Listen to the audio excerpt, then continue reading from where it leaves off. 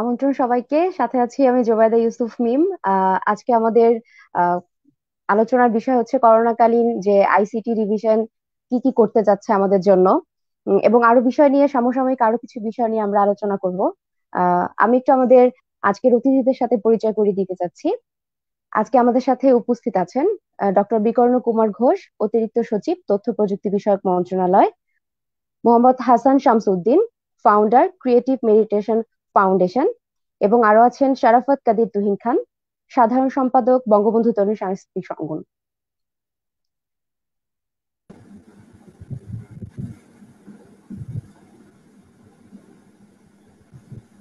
আমন্ত্রণ সবাইকে। ধন্যবাদ। ধন্যবাদ মিম। ধন্যবাদ মিম এবং দর্শক শ্রোতাবৃন্দকেও আমার পক্ষ থেকে শুভেচ্ছা জানাচ্ছি। বাংলাদেশে এখন সন্ধ্যা এবং দেশের বাইরে বিভিন্ন জায়গায় বিভিন্ন সময়, কানাডাতে বোধহয় এখন সকাল। তো সবাইকে শুভেচ্ছা জানাচ্ছি। আপনাকেও শুভেচ্ছা স্যার। কেমন আছেন স্যার? হ্যাঁ, এখন বাংলাদেশে করোনা চলছে, সুতরাং সুস্থ আছি, কর্মমুক্ত আছি, বলতে গেলে স্রষ্টার অপার করোনায় খুব ভালো আছে। হ্যাঁ, আসলে এটাই আমাদের জন্য অনেক বড় প্রাপ্তি যে আমরা যারা এখনো সুস্থ আছি। এটা আসলেই অনেক বড় একটা প্রাপ্তি আমাদের। নিশ্চিত। হাসান সাম স্যার, কেমন আছেন আপনি? জি আলহামদুলিল্লাহ ভালো আছি।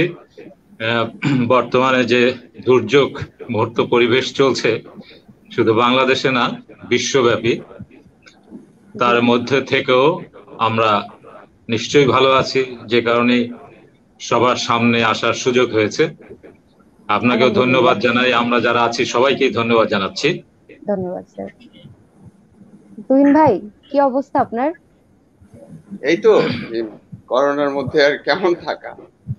তোমাদের অনুষ্ঠানে আমন্ত্রণের জন্য তোমাকে ব্যক্তিগতভাবে ধন্যবাদ। তাছাড়া আমার খুব প্রিয় পরিচিত মুখ যারা আজকে যুক্ত আছেন আমাদের সাথে, তো সবকিছু মিলে আর কি এই তো থাকা, আর কি ভালো থাকা। আসলে আমরা দুঃখিত, আমাদের হয়তো একটু সময়ের একটু মানে ঘটেছে। দুঃখিত, সবাইকে একটু অপেক্ষা করবার জন্য। আমি একটু ডক্টর বিকর্ণ কুমার ঘোষ স্যার কাছে আসতে চাই যে স্যার, আপনি তো অতিরিক্ত তথ্য সচিব হিসেবে আছেন তথ্য মন্ত্রণালয়ে। তো আপনাদের এই করোনাকালীন সময়ে আপনাদের কিছু প্রজেক্ট আমরা জানি উদ্যোগ নিয়েছেন আপনারা, এগুলো সম্পর্কে যদি একটু আমাদেরকে বলেন, বিশেষ করে তরুণদেরকে নিয়ে। আপনাকে ধন্যবাদ। দর্শক শ্রোতা যারা আছেন তাদেরকেও ধন্যবাদ জানাই, শুভেচ্ছা জানাই। শুরুতেই আমি গভীর শ্রদ্ধা জানাই আমাদের জাতির জনক বঙ্গবন্ধু শেখ মুজিবুর রহমান, তার প্রতি এবং তার রুহের মাগফিরাত কামনা করি। পাশাপাশি বাংলাদেশে এই বিগত 100 দিনের উপরে করোনার কারণে যারা মারা গেছে প্রায় 1700 মানুষের কাছাকাছি, এবং সারা দুনিয়াতে যে অমূল্য প্রাণগুলো ঝরে গেছে, তাদের সবার রুহের মাগফিরাত কামনা করি এবং সবার আত্মার শান্তি কামনা করি। এবং যারা করোনা আক্রান্ত তাদের জন্য আমরা দোয়া করি, তারা যেন দ্রুত করোনা থেকে মুক্তি লাভ করে। বাংলাদেশে প্রায় 100 দিনের উপরে করোনা চলছে। তো বাংলাদেশে করোনা প্রথম ডিটেক্ট হয়েছে মার্চের 8 তারিখে। মার্চের 18 তারিখে বাংলাদেশ সরকারের আইসিটি ডিভিশন থেকে ঘোষণা করা হয়েছিল আমাদের বিজনেস কন্টিনিউটি প্ল্যান। কারণ এর আগে আমরা দেখছিলাম যে চীন এবং ইউরোপে করোনা তাণ্ডব চলছে, এবং আসলে বিজ্ঞানীরা কেউই বলতে পারছে না যে করোনা কবে শান্ত হবে, কবে আমরা করোনা থেকে মুক্তি পাবো।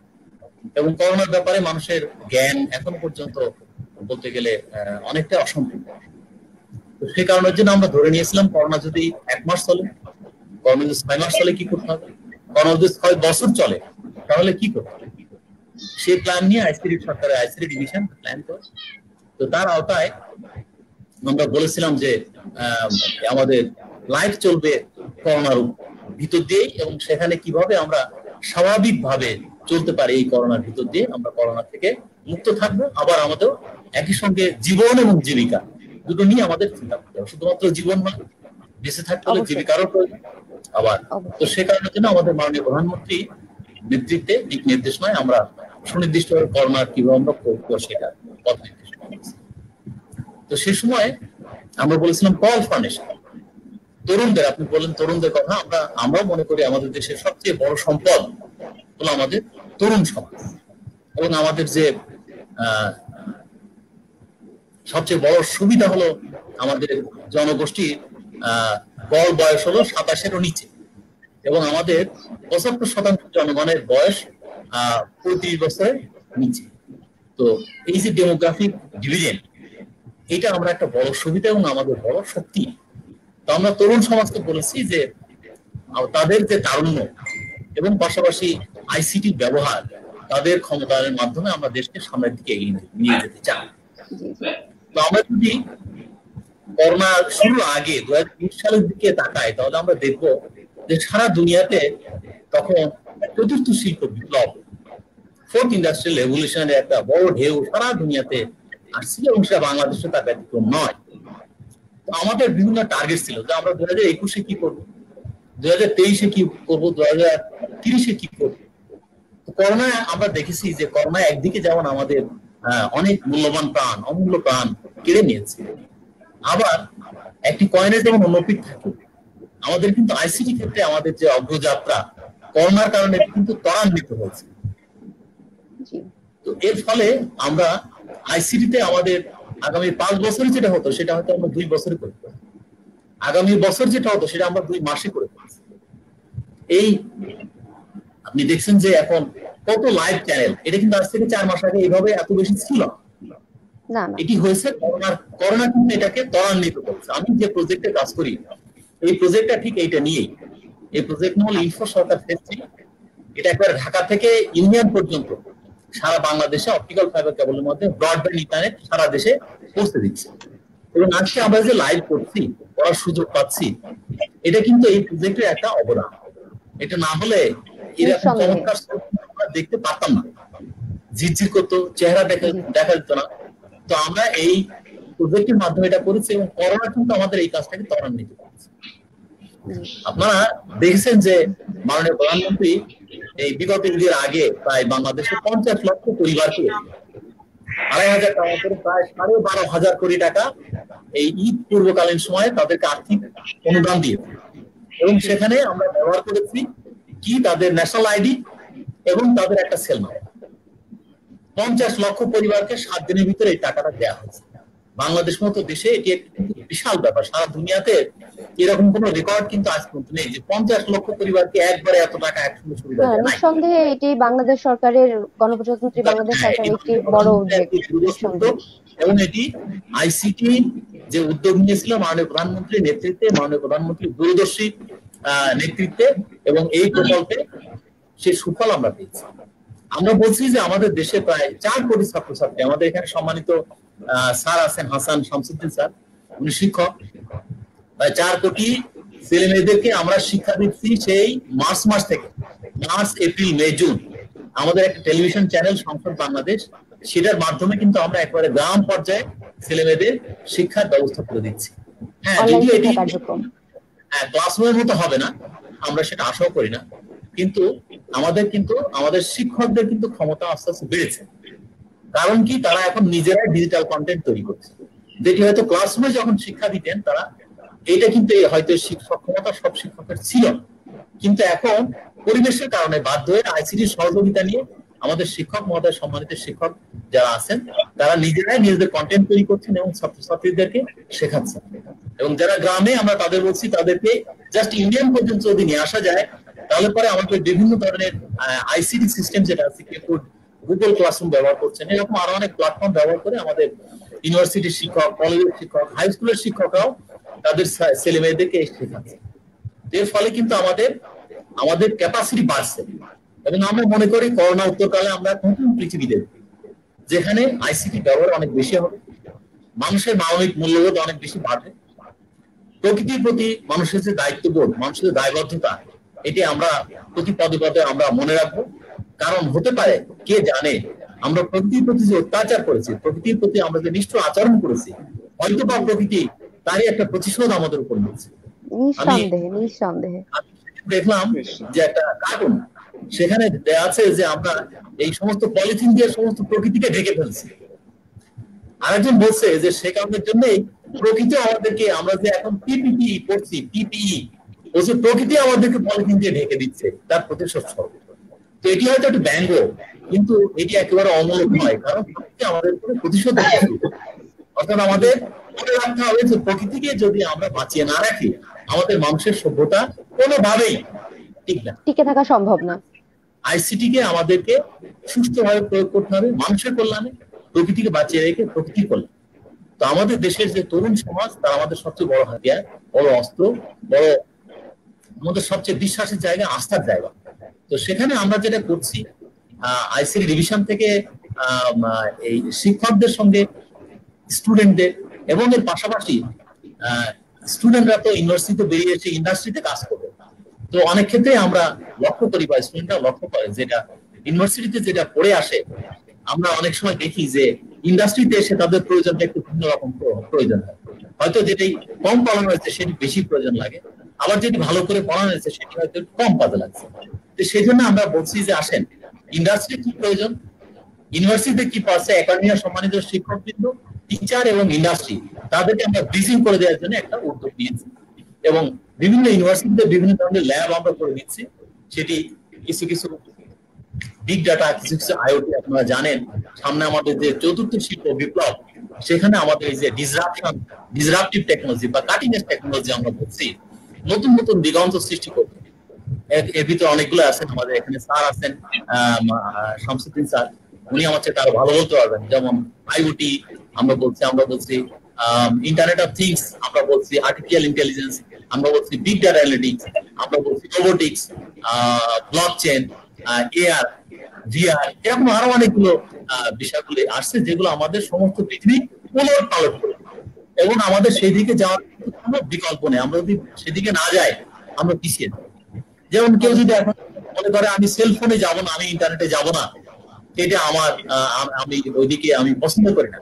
আমাদের পছন্দ হোক বা না হোক, সেলফোন আমাদেরকে ব্যবহার করতেই হবে। আমার পছন্দ হোক বা না হোক, ইন্টারনেটে আমাদের যেতেই হবে, তা নাহলে সমস্ত দুনিয়া থেকে পিছিয়ে যাবে। ঠিক সামনে আসছে আমাদের ডিসরাপটিভ টেকনোলজি, এই ডিসরাপটিভ টেকনোলজিতে আমাদের অ্যাডাপ্টেশন করতেই হবে, কারণ আমরা পিছিয়ে যাবো। দেখেন আমাদের প্রায় 50 লক্ষ নারী এখন কাজ করে গার্মেন্টস সেক্টর, এবং নারীদের সবচেয়ে বড় উপার্জনের উৎস এটা, এবং আমাদের বৈদেশিক মুদ্রা অর্জন করার সবচেয়ে বড় সেক্টর। কিন্তু আপনি পাশাপাশি দেখবেন, এটা কিন্তু এখন উন্নত বিশ্বে অনেক দেশে এখন এটি অটোমেশন হয়ে গেছে। কাপড় দিচ্ছে, মেশিনে ডিজাইন করে, মেশিন কেটে, মেশিন সেলাই করে বার করে দিচ্ছে। তার মানে আমাদের বাংলাদেশের যে কাজ মেয়েরা হাতে করে, এটি কিন্তু মেশিনে ইতিমধ্যে শুরু হয়ে গেছে। আর 1-2 বছর পরে বাংলাদেশে এটি আর এই ওয়েস্টার্ন ওয়ার্ল্ডের যে গার্মেন্টস এর চাহিদা বাংলাদেশে, কারণ আমাদের দেশের লেবারটা কম না, তো সেটা কিন্তু থাকবে না। তার মানে আমরা যদি আমাদের গার্মেন্টস সেক্টর আইসিটি প্রয়োগে না যাই, আমরা যদি অটোমেশনে না যাই, আমাদের নারী সমাজকে যদি আমরা আইসিটিতে দক্ষ করে তুলে ওদের ওদের মতো একই রকম জায়গায় যেতে না পারি, তাহলে কিন্তু আমাদের 50 লক্ষ বা 60 লক্ষ নারী বেকার হয়ে যাবে। আমরা চাই যে আমাদের এই ফোর্থ ইন্ডাস্ট্রিয়াল রেভলিউশনকে কেন্দ্র করে করোনা আমাদেরকে যে অ্যাক্সিলারেশন দিয়েছে, এইটাকে আমাদের অভিজ্ঞতা হিসেবে ধরে নিয়ে সামনের দিনে আমরা বাংলাদেশ নতুন পথ খুঁজবো, এবং যে পরিমাণ বেকার হবে তার চাইতে আরো অনেক বেশি কর্মসংস্থানের সৃষ্টি হবে। আমি যে প্রজেক্টে কাজ করি, এই প্রজেক্ট হলো একেবারে গ্রামে, ইউনিয়ন থেকে গ্রাম পর্যায়ে তরুণদের কাছে ইন্টারনেট নিয়ে যাচ্ছে। তরুণ সমাজ আমাদের দেশে অনেকেই আছে যারা প্রচন্ড বেকার বা হয়তো বা পুরোটাই বেকার। আমরা তাদেরকে প্রশিক্ষণ দিচ্ছি আইসিটি ডিভিশন থেকে, এবং সরকারের প্রায় সব মিনিস্ট্রি, সব ডিভিশন থেকে বা সব ডিপার্টমেন্ট থেকে তরুণদেরকে কম্পিউটার শেখানো হচ্ছে, এবং তাদের কাছে আমরা ব্রডব্যান্ড, শুধু তাদের একটা ল্যাপটপ দিতে পারলে এখন তারা নিজেরা দেশে এবং দেশের বাইরে উপার্জনের সুযোগ পাবে। এবং সেটি তার জন্য কিন্তু ইঞ্জিনিয়ার হওয়ার কোনো দরকার নেই, তার জন্য কম্পিউটার ইঞ্জিনিয়ার হওয়ার দরকার নেই, এমএ পাস করার দরকার নেই, ইভেন এসএসসি পাস করলে যথেষ্ট। তবে তার এটার উপরে ডেডিকেশন থাকে। তিনি যদি মনে করেন না আমার আর উপায় নেই, তাহলে তিনি 6 মাস যদি মন দিয়ে কাজ শেখেন, তাহলে কিন্তু তিনি এই কাজটা করতে পারেন। খুবই ভালো ইনিশিয়েটিভ স্যার। এমএ পাস করতে, হ্যাঁ, ইলেকট্রিশিয়ান হওয়ার জন্য এমএ পাস করার দরকার নেই। তার কাজটা যদি তিনি দক্ষতার সঙ্গে 6 মাস শেখেন, তাহলে কিন্তু উপার্জন শুরু করতে পারেন। আইসিটিও ঠিক একই রকম। আমরা মনে করি 4 থেকে 6 মাস যদি একেবারে ভালো করে মন দিয়ে শেখেন, তাহলে পরে এই জায়গায় তার কর্মসংস্থানের সুযোগ হবে এবং তিনি দেশে এবং দেশের বাইরে উপার্জনের সুযোগ পাবে, তার নিজের উন্নয়ন হবে, পরিবারের ভাগ্য উন্নয়ন হবে, আমাদের দেশটা বদলে যাবে।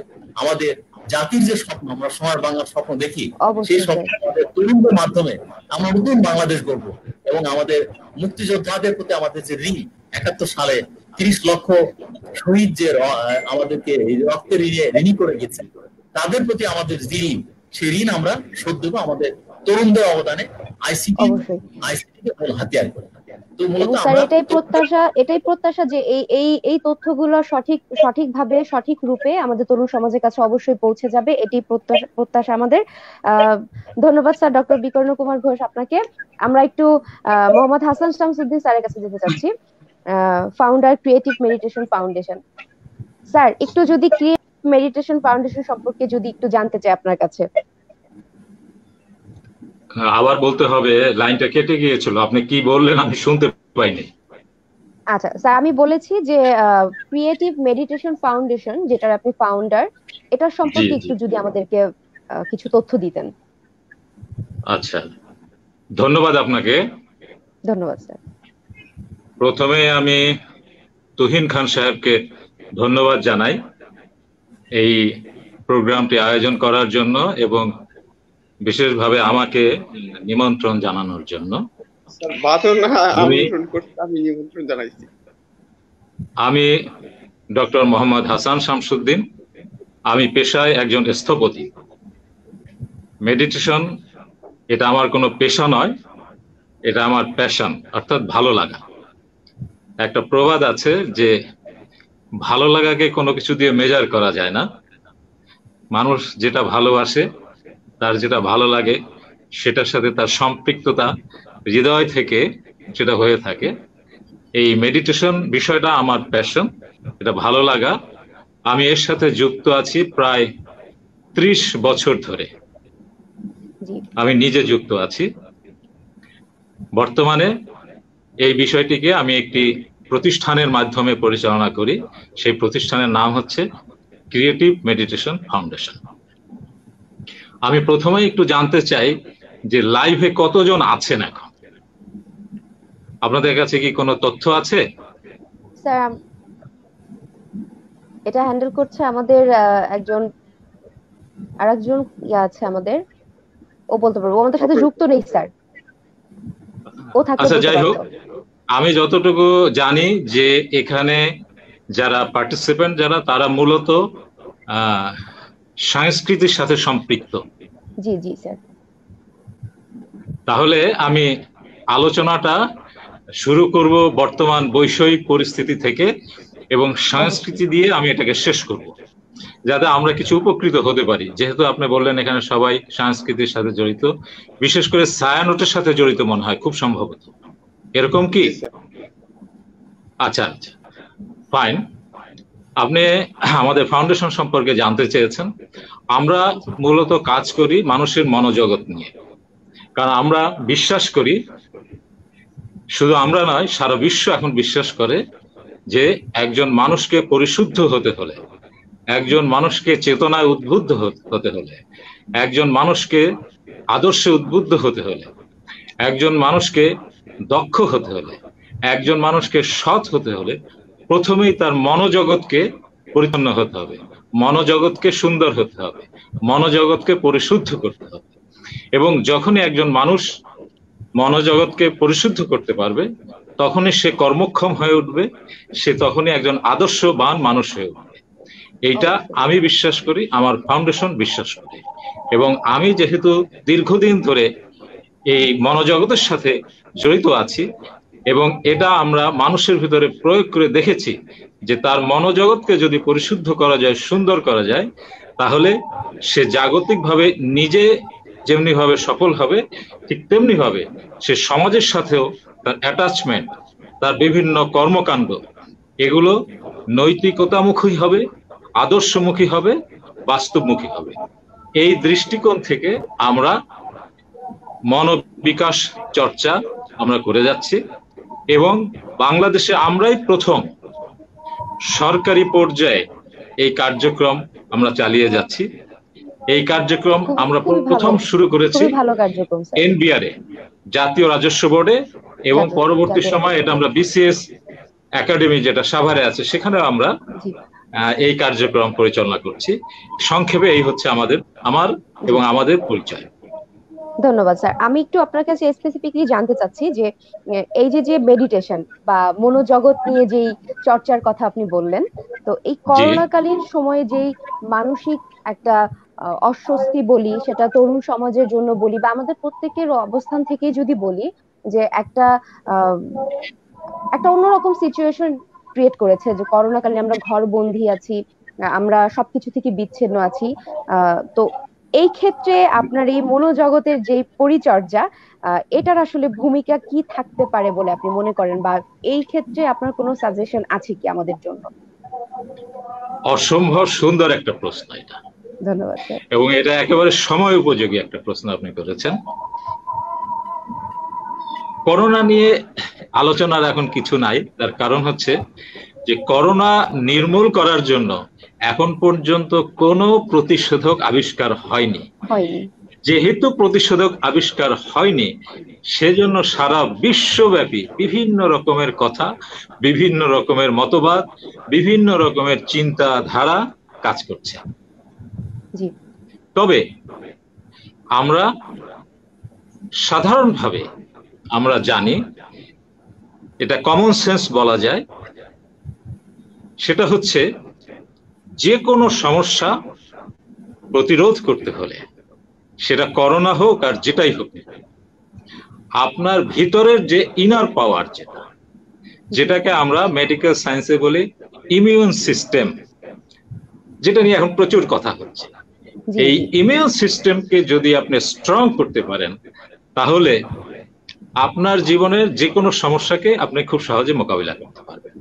সেটা শুধু করোনা ভাইরাস নয়, জাগতিক জীবনে, পেশাগত জীবনে, আর্থিক জীবনে, রাজনৈতিক জীবনে, সামাজিক জীবনে, যে কোনো ক্ষেত্রে আপনার ইমিউন সিস্টেম যদি স্ট্রং হয়, তাহলে তার একটা সুফল আপনি পাবেন। ঠিক তেমনি ভাবে এই যে করোনা ভাইরাস, এই ভাইরাসের কথা মানুষের শুনলেই প্রথমেই সে ভীত সন্ত্রস্ত হয়ে পড়ে, এবং এই ভীত সন্ত্রস্ত হলেই সে অর্ধেক জীবিত মৃত হয়ে যায়, মানে জীবিত থেকেই সে মৃত হয়ে যায়। এই যে ভীতি, এই ভীতি কাটিয়ে উঠতে হলে বা করোনায় আক্রান্ত হলে সেই আক্রান্ত অবস্থায় যে ভীতি তৈরি হয়, সেটা কাটিয়ে তুলতে হলে আপনার ইমিউন সিস্টেমকে স্ট্রং করতে হবে। এই ইমিউন সিস্টেমকে স্ট্রং করার জন্য সারা পৃথিবীতে একটা মাত্র পদ্ধতি আছে, সেটা হচ্ছে মনোজগৎকে শক্তিশালী করা। আর এই মনোজগৎকে শক্তিশালী করতে হলে আপনার একটাই মাত্র পদ্ধতি আছে, সেটা হচ্ছে মেডিটেশন। মেডিটেশন ছাড়া পৃথিবীতে আর কোনো পদ্ধতি নেই, যে কারণে সারা পৃথিবীতে এখন মেডিটেশন এত জনপ্রিয়। প্রতিদিন যদি আপনি নিয়মিত মাত্র 5 মিনিট যদি মেডিটেশন করেন, তাহলে আপনার ইমিউন সিস্টেম স্ট্রং হবে। ইমিউন সিস্টেমকে দুইভাবে স্ট্রং করা যায়, শারীরিকভাবে এবং মানসিকভাবে। শারীরিকভাবে হচ্ছে আপনি বেটার ফুড দেন, better food, not only food, ভালো ফুড আপনাকে দিতে হবে, তাহলে আপনি ফিজিক্যালি আপনি স্ট্রং হতে থাকবেন। আর আপনি যদি রেগুলার মেডিটেশন যদি করেন, তাহলে হবে কি আপনার মেন্টাল ডাইমেনশনে আপনার ইমিউন সিস্টেম স্ট্রং হতে থাকবে। সেজন্য আমি বলবো প্রতিদিন নিয়মিত 5 থেকে 10 মিনিট মেডিটেশন করেন। আর আপনি যদি সত্যিকারই আক্রান্ত হয়ে যান, তাহলে আপনি প্রতিদিন 5 থেকে 10 মিনিট মেডিটেশন করেন, আপনার ইমিউন সিস্টেম স্ট্রং হবে, আপনি পজিটিভ হবেন, আপনার থিঙ্কিং প্যাটার্ন স্ট্রং হতে থাকবে। মেডিটেশন কিছুই না, মেডিটেশন একটা সিম্পল জিনিস, সেটা হচ্ছে পজিটিভ থিঙ্কিং করা, এটাই মেডিটেশন। মানুষ এটাকে বিভিন্ন ভাবে বিভিন্ন কালার দিয়ে, রং দিয়ে এটাকে বিশাল একটা অনেক কিছু করে ফেলে, এটা জটিল জিনিস, এটা করা যাবে না, ওটা করা যাবে, আসলেই কিছু না, এটা খুবই সিম্পল জিনিস। সেটা হচ্ছে আমরা চিন্তা করি, এই চিন্তা যখনই সেটা নেগেটিভ চিন্তা করি, তখনই আমাদের ইমিউন সিস্টেম দুর্বল হতে থাকে, আর যখনই আমরা পজিটিভ চিন্তা করি, তখনই আমাদের ইমিউন সিস্টেম স্ট্রং হয়। যখনই আমি অসুস্থ হই তখনই আমার ভিতরে নেগেটিভিটি ঢুকতে থাকে। আমার কি হবে, আমি কি অসুস্থ হয়ে পড়লাম, আমার ভবিষ্যতে কি হবে, এই যে যত চিন্তা করি এগুলো হচ্ছে সব নেগেটিভ চিন্তা। আর আপনি যখনই আপনার এই মেডিটেশন করবেন, অর্থাৎ যখনই আপনি থিঙ্কিং করবেন, তখনই এই নেগেটিভ থেকে ধীরে ধীরে আপনি পজিটিভ হতে থাকবেন।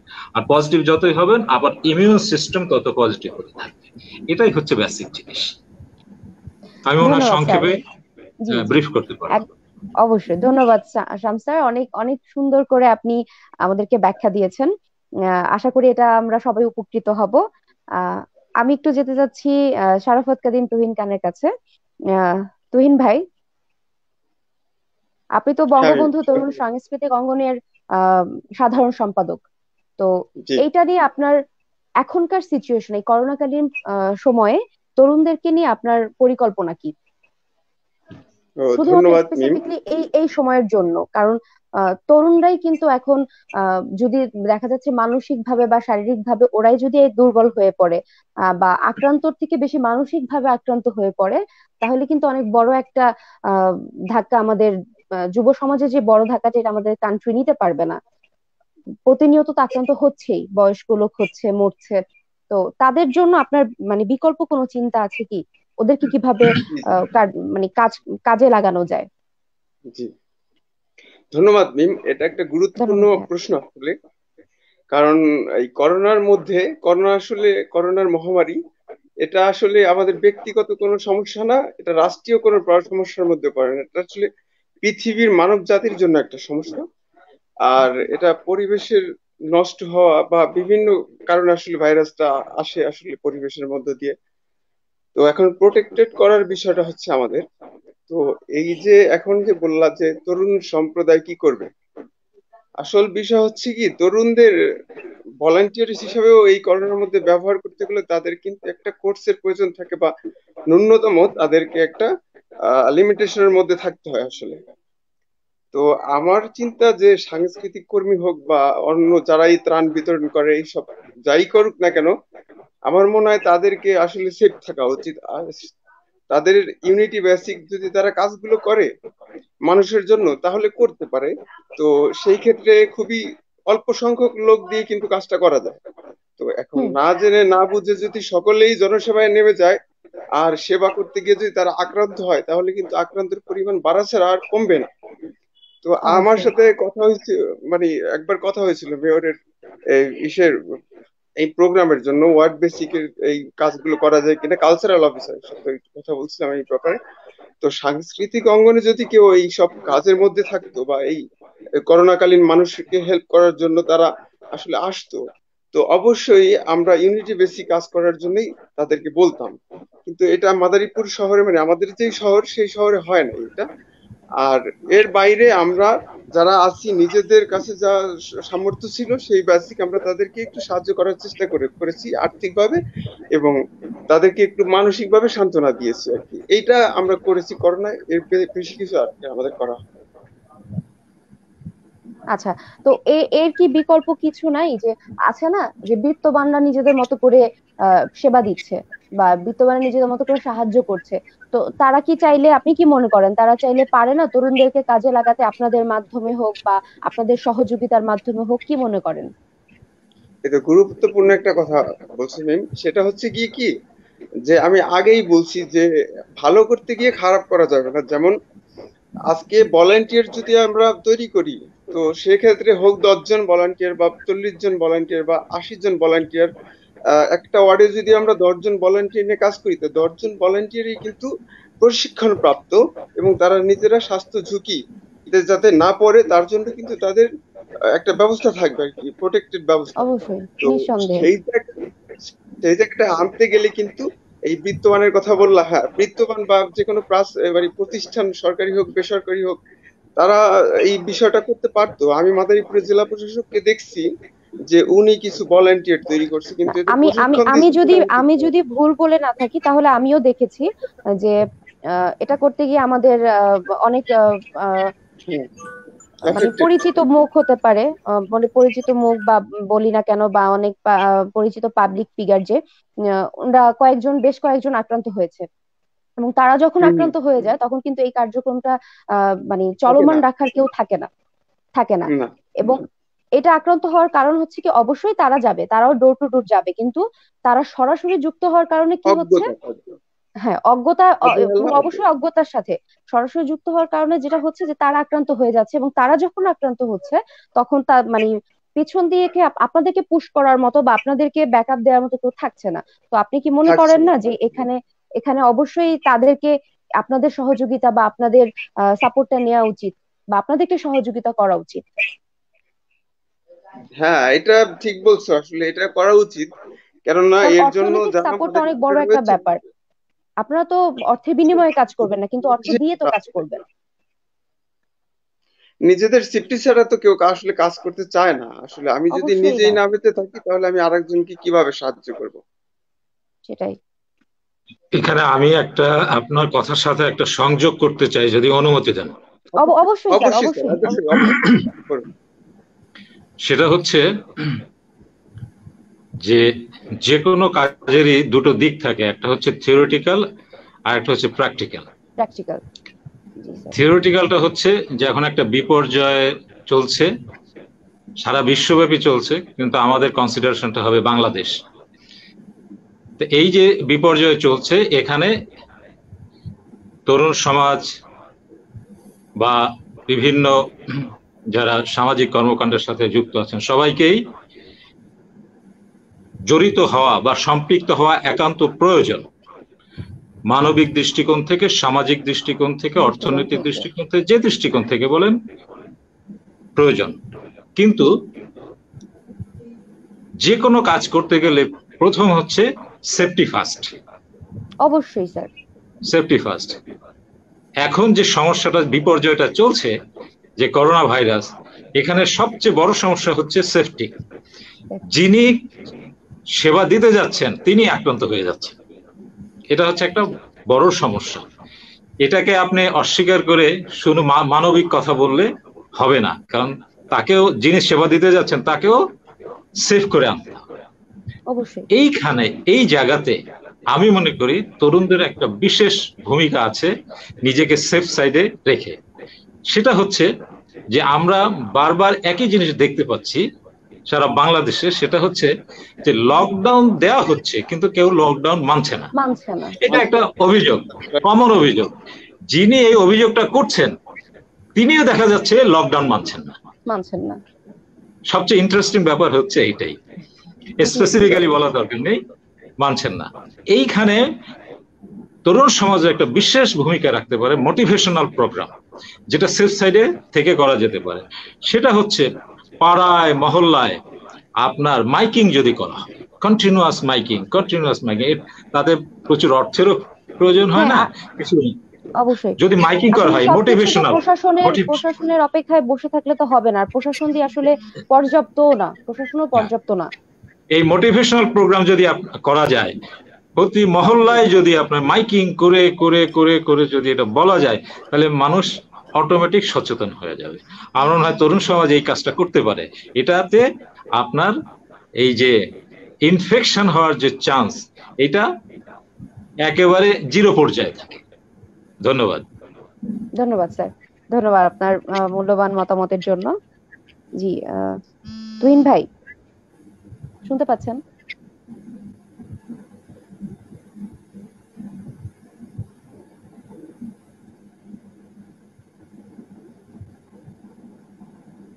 আচ্ছা, তুহিন ভাই বোধহয় একটু অফলাইন আছে।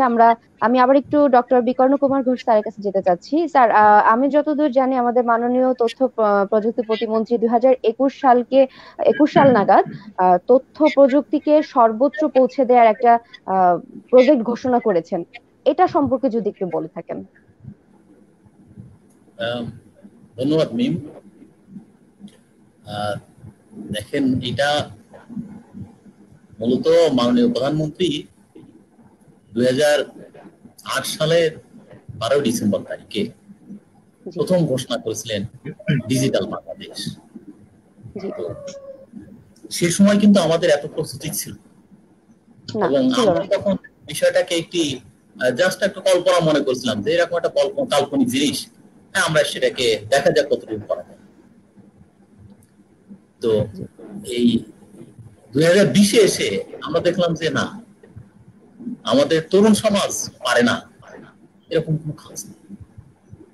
এবং এই 2009 থেকে শুরু করে 2020 পর্যন্ত এই যে আইসিটিতে আমাদের অগ্রযাত্রা যেটা হয়েছে, এটা কিন্তু এটার একেবারে বেস হলো আমাদের তরুণ সমাজ, আমাদের young generation. We are very fast learner, আমরা খুব দ্রুত, অনেক দেশের চাইতে আমাদের তরুণ সমাজ অনেক বেশি মেধাবী। তো আমরা কেউ ভাবিনি যে এই 7 থেকে 8 বছরের ভিতরে বাংলাদেশের প্রত্যেকের হাতে মোবাইল চলে আসবে। আমরা ভাবিনি বাংলাদেশের প্রায় 10 কোটি মানুষ ইন্টারনেট ব্যবহার করবে এত স্বল্প সময়ে, 4G ব্যবহার করবে, কিন্তু বাস্তব। এবং এই এমনকি আজকে আমরা যেটা এই মুহূর্তে লাইভে করছি, আপনি যদি 10 বছর আগে এটা চিন্তা করতেন, কেউ বিশ্বাস করতো না যে এইভাবে বাংলাদেশের ইভেন কি এমনকি গ্রামে বসে লাইভ করা সম্ভব, সারা দুনিয়ার সঙ্গে যোগাযোগ করা সম্ভব, এটা অনেকেই বিশ্বাস করতো না। যখন অবিশ্বাস্য ছিল, অবশ্যই অবিশ্বাস্য ছিল আজ থেকে 10 বছর আগে। বাড়িতে যারা একটু সম্ভ্রান্ত বা একটু যাদের আর্থিক অবস্থা ভালো, তাদের বাড়িতে একটা করে টেলিফোন ছিল, এটি ল্যান্ডলাইন ছিল। যেমন প্রয়োজন তার চাইতে বেশি ছিল তার সামাজিক আভিজাত্যের একটা ব্যাপার। জি, সেই সময়ে কেউ আমরা চিন্তা করি না আজ থেকে 30 বছর আগে যে প্রত্যেকের হাতে সেলফোন চলে আসে।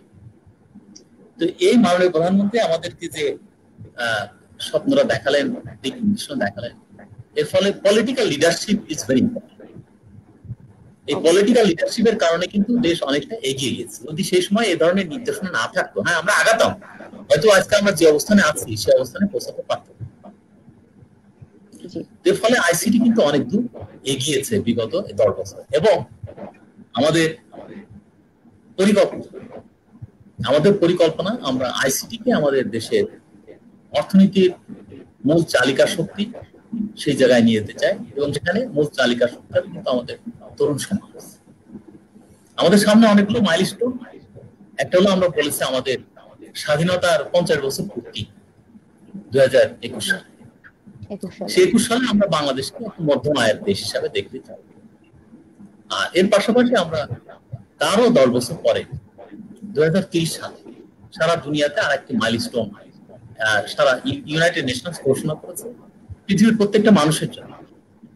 এটা হলো এসডিজি, সাস্টেনেবল ডেভেলপমেন্ট, যেখানে পৃথিবীর কোন মানুষ না খেয়ে থাকবে না, পৃথিবীর কোন মানুষ কত দরিদ্র থাকবে না, পৃথিবীর মানুষের যে ন্যূনতম চাহিদা, সেই চাহিদাগুলো সবই আমরা পূরণ করবো। এরকম 17টি লক্ষ্য নিয়ে আগাচ্ছে, এবং আমরা আশা করছি বাংলাদেশ তার আগেই এসডিজি বলে পৌঁছে যাবে।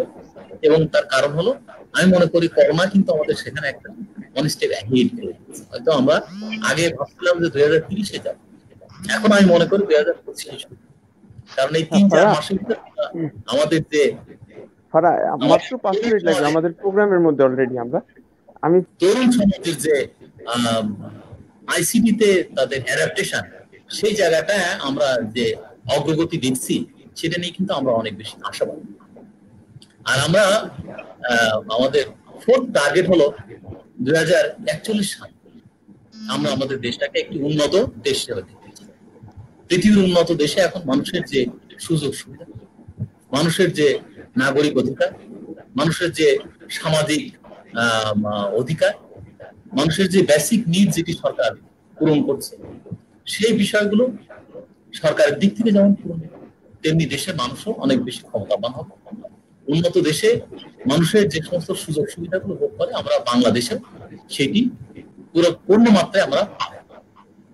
আমাদের এর পরের টার্গেট হলো আরো সুদূর প্রসারী 2071 সালে, অর্থাৎ আমাদের স্বাধীনতার 100 বছর পরে, 100 বছর পূর্তি আমরা স্বপ্ন দেখি, আমি ততদিন বেঁচে থাকবো না, আমাদের পরের জেনারেশন বেঁচে থাকবে, কিন্তু আমরা সেই দিনের স্বপ্ন দেখি, সেই দিনে আমরা ওয়ার্ল্ডের নাম্বার 1 হতে চাই। এটা সম্ভব, আমরাও স্বপ্ন দেখি স্যার, 1 নম্বর হতে চাই। কারণ আপনি যদি দেখেন যে সিঙ্গাপুর প্রোগ্রামটা একটি দেশ, প্রোগ্রাম ওরা আসলে 1964 স্বাধীনতা লাভ করে আমরা 2015 সালে এসে তারা ওয়ার্ল্ডে পার ক্যাবিনেট মাথা পিছু ইনকামের দিক থেকে 1 নম্বর দেশ হয়েছে পরপর 3 বছর। তাদের কিন্তু কোনো সম্পদ নেই, শুধুমাত্র আছে মানব সম্পদ, সেটি সর্বোত্তম ব্যবহারের মাধ্যমে। তা আমাদেরও তো সেই সম্পদ পূর্ণ মাত্রা আছে, তাহলে আমরা কেন পারবো? জি জি, অবশ্যই আমরাও আশাবাদী স্যার, ইনশাআল্লাহ আমরাও পারবো। ডক্টর বিকর্ণ কুমার ঘোষ স্যার, অনেক অনেক ধন্যবাদ আপনাকে। সময় স্বল্পতার কারণে আমাদের প্রোগ্রামটি এখানে শেষ করতে হচ্ছে। আমার সাথে যারা যুক্ত ছিলেন, তুহিন ভাই, গান বা কবিতা সবার থাকুক, যেহেতু আসলে সাংস্কৃতিক বিষয় পেজই হইতেছে এই প্রোগ্রামটা, যে কবিতা বা গান সংক্ষেপের মধ্যে থাকুক। আর আমাদের ওইখানে স্টুডিওর প্রোগ্রাম তো অলরেডি, ওইটা আসলে দেরি হয় না সাধারণত। আচ্ছা, তো কে শুরু করবে? আগে শুরু করবে কেউ? আমাদের শ্রদ্ধেয় স্যার আছেন, স্যার বলুক। কি বিষয়ে আমাকে একটু বলেন, একটু খেয়াল করিনি। কি সমাপ্তি? না স্যার, তুহিন ভাই আপনি বলেন। আপনি যেহেতু আমাদের বঙ্গবন্ধু তরুণ সাংস্কৃতিক অঙ্গনের সাধারণ সম্পাদক, আপনি বলেন। না, আমি বললাম যে আমাদের সদ্যীয় স্যার তো প্রিয় মানুষ, শামস স্যার আছে, তারপরে হচ্ছে গিয়া ওই যে স্যার, দুইজনই তো স্যার প্রিয় মানুষ। তো বিকরণ কুমার ঘোষ, কবিতা হোক, তুমি হোস্ট, তুমি বলতে পারো, আমরা তো গেস্ট। আসলে তুহিন ভাই বলতে চাচ্ছিলেন যে যদি একটু সাংস্কৃতিক কিছু হতো, কোন স্যার যদি, সেটা বিকরণ কুমার স্যার হোক বা শাম স্যার হোক, যদি কেউ একটু 2 লাইন কবিতা বলে শোনাতেন আমাদেরকে, কবিতা বা গান। আচ্ছা আচ্ছা, এটা তো বিপদ। এখন কবিতা বলতে হলে তো দরকার কিছু নাই। স্যার সংক্ষেপে একটু যদি সংক্ষেপে বলেন স্যার, যতটুকু। এই যেমন ধরেন, বলবীর বল উন্নত মমশির, শির নেহারি নত শিরই, শিখর হিমাদ্রির, বল মহাবিশ্বের মহাকাশ ভারী, চন্দ্র সূর্য গ্রহ তারা ছাড়ি, দুলোক ভুলোক গোলোক ভেদিয়া, উঠিয়াছি চির বিস্ময় আমি বিশ্ববিধাত্রীর। এতটুকু মনে আছে। চমৎকার চমৎকার, ধন্যবাদ স্যার, ধন্যবাদ স্যার। বিকর্ণ স্যার 2 লাইন গান শোনাক। জি স্যার, হয়ে যাক। আশাবাদী মানুষ, আমাদের তরুণদের নিয়ে আমি আরো আশাবাদী। তো আমি জাস্ট 1 লাইন গান শোনাই। এই গানটি মূলত গেয়েছিলেন আমাদের আয়ুব বাচ্চু, আমাদের দেশের প্রয়াত আয়ুব বাচ্চু। অত্যন্ত আমার খুব প্রিয় গান, তরুণদের উদ্দেশ্যে আমরা প্রায় গাই, আমি মনে মনে গুনগুন করে গাই। যদি লক্ষ্য থাকে অটুট বিশ্বাসের হৃদয়ে, হবে হবে দেখা, দেখা হবে বিজয়ে। যদি লক্ষ্য থাকে অটুট বিশ্বাস হৃদয়ে, হবে হবে দেখা, দেখা হবে বিজয়ে। ধন্যবাদ স্যার, খুবই ধন্যবাদ, চমৎকার। নিশ্চয়ই বিজয়ে দেখা হবে সবার। তো সেই কামনা নিয়ে শেষ করছি। আমাদের শ্রদ্ধেয় শামসুদ্দিন স্যার, আসলে আমাদের মনের ভিতরে যদি সেই ছবি থাকে, আমি অবশ্যই জয় হব, পৃথিবীর কোন বাধা নয়। এবং সেখানে মেডিটেশন আমাদের সবচেয়ে বড় অস্ত্র। এবং স্যার যেটা বললেন, আমরা আমাদের ইয়াং জেনারেশনকে যদি মেডিটেশনের দিকে নিয়ে যাই, তাহলে পরে তাদের লক্ষ্যটা আমরা যদি স্থির করে দিই, কোনো বাধা নাই, আমাদের সামনে কোনো বাধা নয়। মানুষ পারে না এরকম কোনো বিষয়। এবং বিজয় নিতে হবে আজকে খুব তাড়াতাড়ি। স্যার আপনি কি? ধন্যবাদ আপনাকে। আপনার প্রতিষ্ঠানে আমাদেরকে ডাকেন, আমরা ওখানে 1 ঘন্টা সেশন করে আসবো, নো চার্জ। অবশ্যই, ঠিক আছে স্যার। আমরা আবার কথা বলবো, আমাদেরকে এখন বিদায় নিতে হচ্ছে। বিদায় নিচ্ছি স্যার। ভালো থাকেন, সুস্থ থাকেন, সবাইকে ধন্যবাদ। আমি ধন্যবাদ জানাচ্ছি সবাইকে। ধন্যবাদ স্যার, আপনাদের সবাইকেই ধন্যবাদ।